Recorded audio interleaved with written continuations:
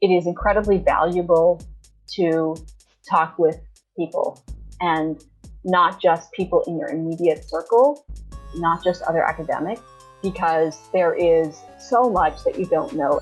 When people speak with you and share their story, it is energizing. They find it energizing, and you will thus find it energizing as well.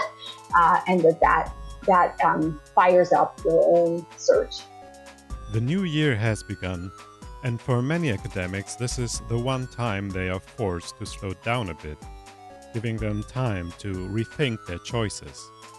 I know it's been like that for me. Right about the transition into 2011, I first wondered whether I had made the right career decision.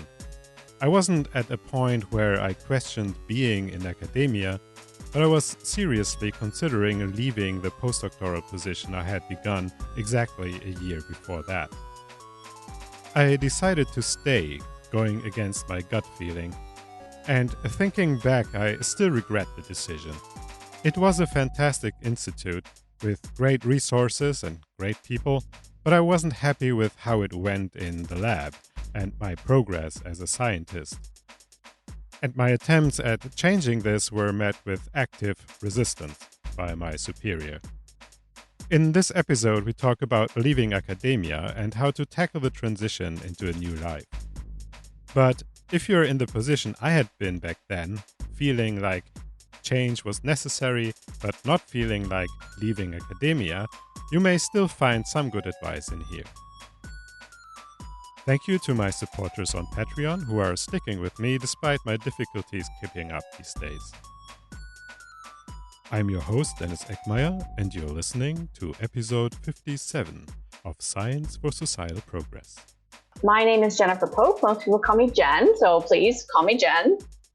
And I'm in Toronto, Ontario. I have a PhD from the University of Toronto. What was your research? My dissertation was all about Americans running around revolutionary Russia. So that meant going to the archives, a lot of different archives, and a lot of research in libraries, books and articles online, and older stuff, microfilms and microfiche on occasion. That's the fun stuff. I really like old letters and diaries.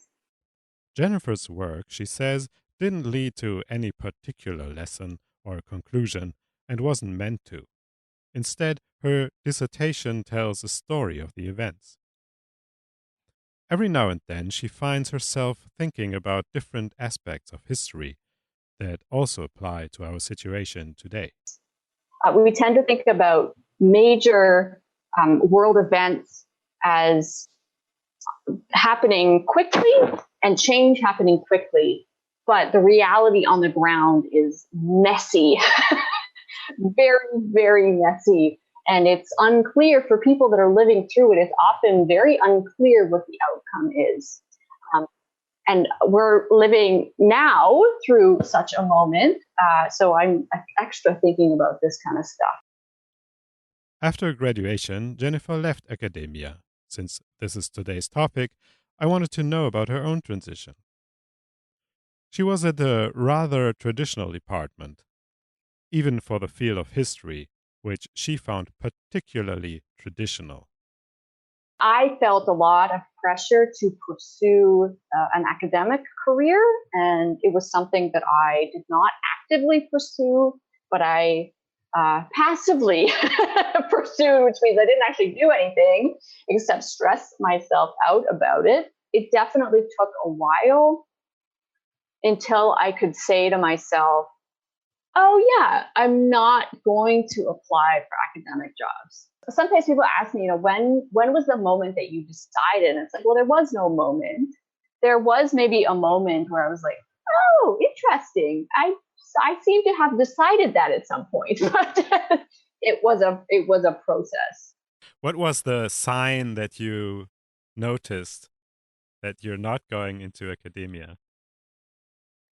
There were a few different signs. One example that I like to give, even before I defended my dissertation, I was supposed to write 150 words. We all know that's not a lot, to be part of a proposal, and that a group of us would propose together, and we would present as a roundtable at a conference. And the topic was right bang on what I studied, and I could not make myself do it. I mean, I just couldn't. I was so about the whole thing, and at a certain point, you look back and you think, oh, maybe the fact that I didn't make myself do it, I could not. Maybe that tells me something, and maybe I should listen to that. So things like that, which are clearer in retrospect. So what happened next? Let me think. So I finished my dissertation. I defended it in February 2012. I formally graduated a few months later. I worked part-time, freelance, variety of things. I went to some workshops. I read some books, including What Color is Your Parachute? Versatile PhD was a forum. And one of the threads, right at the time that I needed it, as it turned out, was about informational interviews. One of the people that responded to the thread on the website said, oh, I've got a PDF. It's like a cheat sheet. Email me. I'll send it to anyone. It turned out this was Hillary Hutchinson. Jennifer got in contact, and the coach offered her a free first counseling call. And I was like, world, thank you. And this helped Jennifer a lot, since she had felt a bit lost and alone. I was telling people, half joking, that I was, a loser with a PhD. Haha. She said, okay. She probably didn't say it in these words, but the takeaway message was, oh, this is extremely common. Welcome, Jen. Welcome to the way this works. And that, just hearing that, just knowing that she sort of got me, maybe not in specifics, but in general, was like, oh, geez. Well, thank goodness. We laughed at this together because there are so many academics going through the same. Only very few of us will stay in academia. Tenured positions are added at a much slower rate than so-called trainee positions. I felt like I wasn't going anywhere personally and professionally. I wasn't growing. And on top of it, it was really hard to get what everybody was saying was a prerequisite for even applying for a professorship. And I found myself in a situation where after 7 years, I still haven't gotten a personal fellowship. And they gave me feedback that they said, oh, you need way more publications. And at the same time, I've always picked up projects that needed a lot of work in the beginning before you could even start experiments. So I calculated quickly in my head that I would need to be extremely productive for another 5 years. And I was approaching 40. So I thought, no, I'm not going to do that. So that's basically so I wasn't happy, and I would have had to do it another 5 years to get to the next step. And that was too long for me. I mean, that makes me angry, not at you and not necessarily at any individuals, but the system is so damaging and, to my mind, extraordinarily wasteful. I don't think that PhDs are better or smarter, in general than other people necessarily, but, we got something. And the governments, et cetera, have invested a huge amount of resources in training, quote unquote, us. And it's mind-boggling. It's mind-boggling that there is such waste. In this way, academia has become a little bit like professional sports, where almost everybody is forced to change careers relatively early in life. Only in sports, nobody tells you that you could go on doing it forever. Nobody came to me and said, oh, you can do this forever. But it's like this underlying assumption in academia. Would you agree with that? Yeah, of course. Yeah, absolutely. And the people encouraging you, and they of course, do this for very good reasons, but the folks all around you are the ones that are the winners. And of course, we emulate them and we see them as an example. And you don't even see the others. They disappear. Not knowing what to do when you decided to transition into another career certainly is common among academics. A less tangible issue is the emotional load. Academic culture, through no one's intentional fault necessarily, very strongly implies certain things, very strongly imposes its own set of values. And it can take a long time for people to even be aware of that. And I think academic culture is extremely damaging to people in faculty positions as well. I think it is a benefit to everyone to do self-reflection, at moments of potential transition or actual transition, and then throughout their lives, figuring out like who you are as a person and who you are in the context of your life now and the life that you want to have. What is important to you, right? I mean, so a lot of people might say, productivity and publications and peer review, the P's, but then they might realize, actually, I don't care. And that's good. I mean, I'm good. Well, great. Hey, what do you care about? Let's work on that. There's no kind of like ultimate hierarchy of values here. What does Jennifer usually do with academics that seek her out? I'd like to work with people, especially in the exploration stage. The I don't know. I like a good I don't know. That's fun. And what do I tell them beyond great, good, welcome? I'm sorry, but also, okay, great. Probably what you're going to end up doing, probably, depends, but probably what you're going to end up doing is a lot of self-reflection. You know yourself personally, but also you get to know yourself as a professional, perhaps in the context of other contexts. So self-reflection and then learning about what's out there. Largely, you're going to be doing that via informational interviews, talking to people. That's often very scary.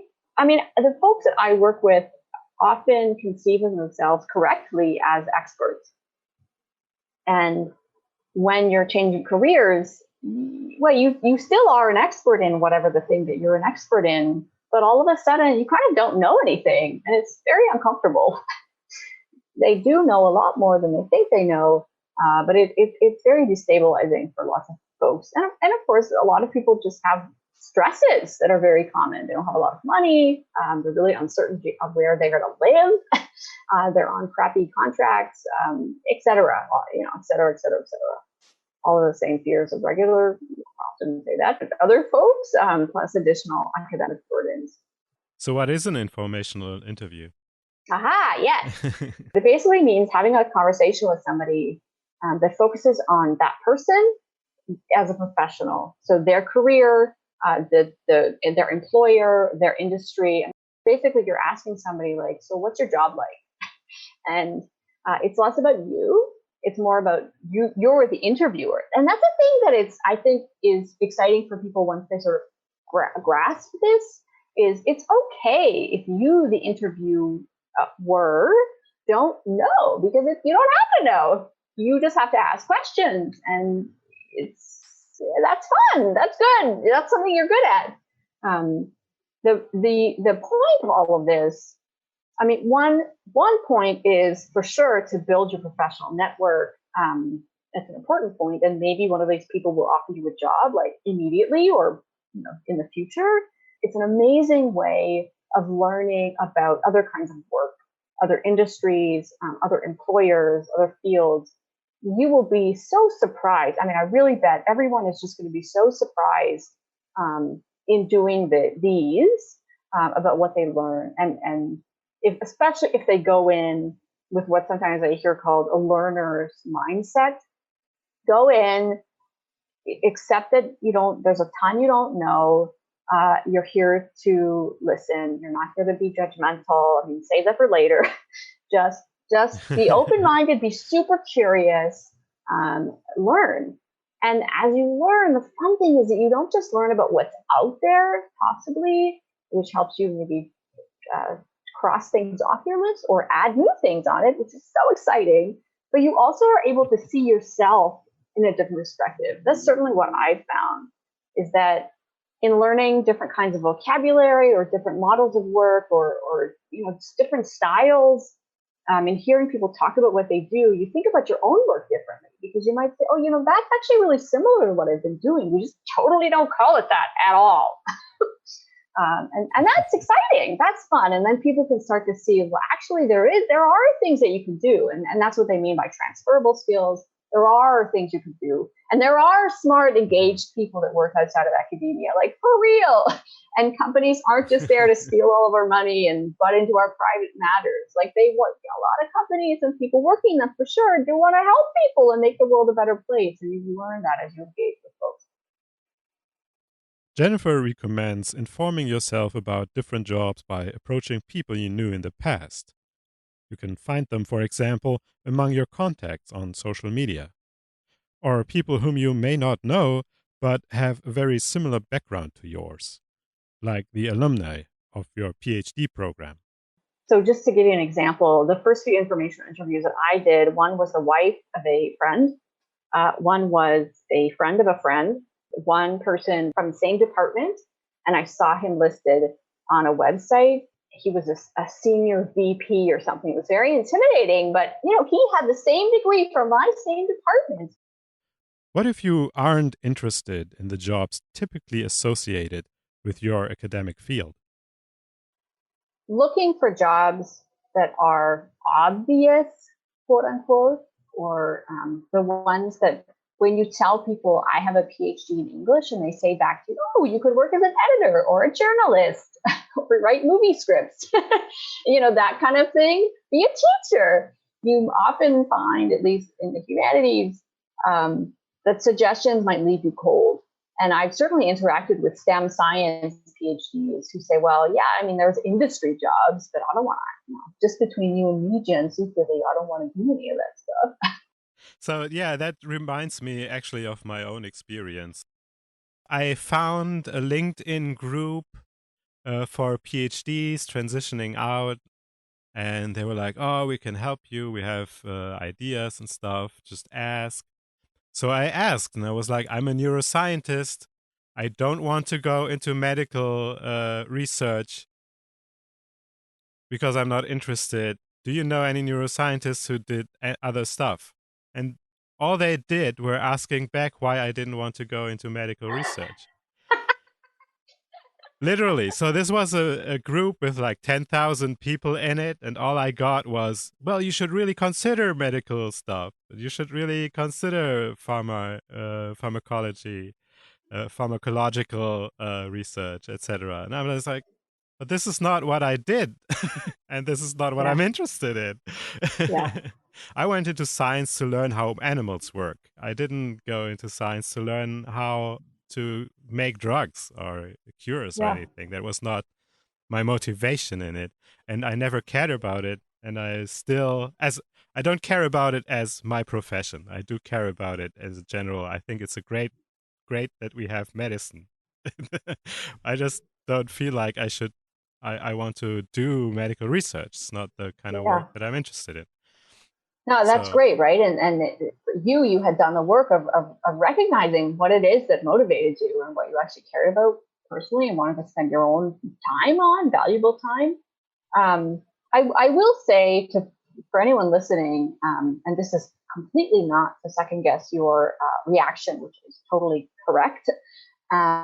It's certainly possible that folks responding, I don't really think this is true, but let's give them the benefit of the doubt. It's certainly possible that they were imagining roles within that field that would light you up, that would energize you. It's possible that there are sort of pockets in there that would surprise you. So it's possible, but probably they just, everyone, it's very challenging after this is true of anyone changing careers, especially if in academia, I think in a lot of cases, it's quite a weird working environment compared to others. It's very difficult for folks to imagine otherwise. another thing I was thinking about that is also very personal, but we can turn it into a more general question. If you have had postdocs who really in their mind have been working towards building a character for leadership, and then they're supposed to leave academia, or they decide to leave academia, And now they dread the idea of moving into industry, starting at the bottom again. What do you tell these people? Where you will end up first and then next, there is a huge variety. And one possibility is starting closer to the bottom. It's possible that starting at the bottom in a brand new field is great. It's great because it might afford you an opportunity to learn from the ground up, right? And to really understand what is going on in that industry, in that field, in that type of work.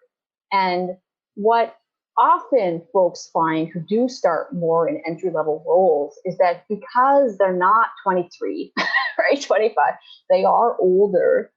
They have done a lot of different kinds of things in the course of their academic experience.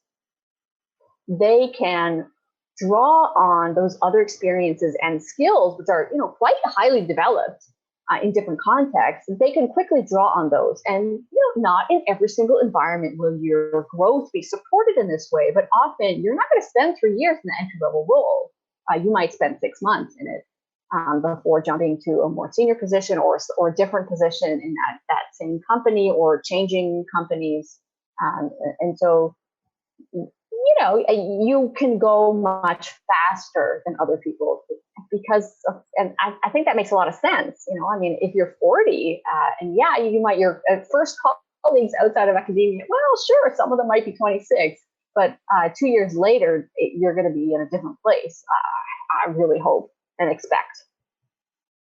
Do you have a lot of people who decide to try to be independent? Yes, I think that there are certain folks that seek me out because they appreciate that I've done freelance, have my own business. Mm-hmm. So there is that. And I think as academics, not always, but many of us enjoy the independent nature of academic work.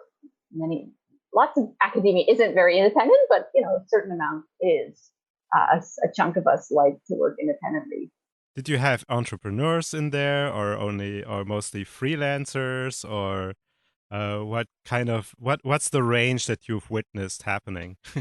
Yes, I've mostly interacted with folks who have done the freelance route, or maybe sort of independent consulting, or freelance writing, editing, coaching of various kinds. I've interacted much more with those sorts of folks. But there are definitely PhDs who've commercialized their research or the products. What is the general takeaway that Jen can share from witnessing many career transitions?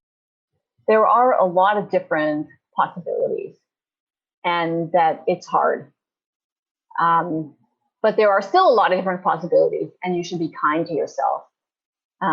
That I don't mean to be glib, but for most of us, ultimately, we'll be okay. But we have to work on that. It's a lot of work. But it's extremely meaningful work because it's not selfish. I do believe that we are no good or we are less good to ourselves, to the world, to our families and friends if we are in lesser positions. And when I say lesser, I mean that are lower down on our own values. I want everyone to be doing work that they find engaging, meaningful, fun, etc. And at any moment in time, you might not be at 100%, probably won't be, but we all should strive for that. And that is worth striving for because our world is better that way. There are lots of jobs and opportunities and projects and things to do that are fun and awesome, and you get to decide what those are.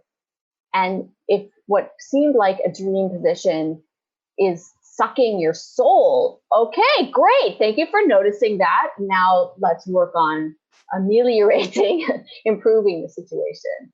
But yeah, that is a very worthwhile endeavor. Because it helps everyone around you and maybe inspires other people to seek out better for themselves as well. recognizing that it's very difficult, blah, blah, blah, blah, blah, but it's really worthwhile. Were there cases where people found that maybe they can make academia work rather than leave? I believe she was a tenured professor, definitely professor, and she was thinking, I need to change careers because this ain't working. And 2 or 3 months later, the outcome was that she was able to shift certain things within her role as a faculty member. It meant that her job was working again. It did work, and this was things that it didn't occur to her that she could do or would be able to accomplish. But in conversation with her colleagues, her chair of the department, the dean, it didn't take much at the end of the day. Oh. What it did take was her recognizing and identifying as much as she could individually, and then, kind of being brave and having those conversations and asking for things, and trying stuff out. And so the outcome in her case was just trucking along. To the outside observer, right, is like nothing changed, but actually quite a lot had changed for her internally and with her environment at work. Right. Great. So yeah, great, right? Yeah. It's good. No, that's good news. Yes. Yeah. Yeah. It could have gone a different way, and that's fine too, but yeah. Yeah, it's good to remember that to a certain degree you make the job, right? You can turn it around, especially I guess in the kind of jobs that academics do. It's probably easier than in other jobs. But yeah, and yes, of course, and so, so many. What do we call this? The knowledge economy, right? That's where most of us will be. Yeah. We're less likely to be doing manual labor. Jennifer found the transition out of academia hard, not so much because she loved being in academia, but because the very thought of leaving wasn't really a thing in her environment. This can be emotionally hard on you. Like so many of us, Jennifer started out offering academic services as a freelancer. While in the process of figuring it all out, she hired a counselor. That's how she got interested in helping other academics master the transition. She learned some appropriate skills and then began counseling herself. Besides the emotional attachment that comes from academia offering very little incentives, even considering a life outside, most academics don't really understand the opportunities waiting for them and which ones would fit them. Informational interviews can help you find out more about your opportunities. Go and find people with a similar background or have interesting sounding job descriptions to talk about their jobs. How to do it certainly depends on your character and the culture you are operating in. To me, interviewing a whole lot of people for this podcast was certainly a way to network and learn. Which reminds me, I will put a list of episodes I made about careers and career transitions into the show notes. You also shouldn't forget to talk to those ahead of you in your academic career paths. The senior grad students, the postdocs, the lecturers, the professors. Maybe you will learn those positions aren't actually as attractive as you thought. Or your decision to stay will be confirmed, as it was for me up until around, I think, the third year into my postdoc time. Another crucial part of the process is to figure out what you really love to do. I took a year off trying out different things, then spent a year trying to freelance in different roles. And I have now made the decision to mostly focus on becoming an independent science communicator. Maybe this will lead to entrepreneurship, or not. Who knows? But I can speak from a secure place of privilege in many ways. You may want to transition more quickly into a more secure position. Jennifer Polk can help with that. Look at fromphd2life.com or get in contact by email or on Twitter, Facebook, or LinkedIn. I will put the information in the show notes. I also just realized that this episode may sound like an advertisement. Jennifer didn't pay me anything. I approached her because I noticed her on Twitter and thought this would be a great topic. I hope you enjoyed this episode, and if you did, please share it with your friends. If you want to contact me with comments, questions, and suggestions, you can do so by email info@scienceforprogress.eu or on Twitter @SciForProgress. Thank you very much for listening. Have a good day. Bye-bye. Goodbye. Good luck, everyone.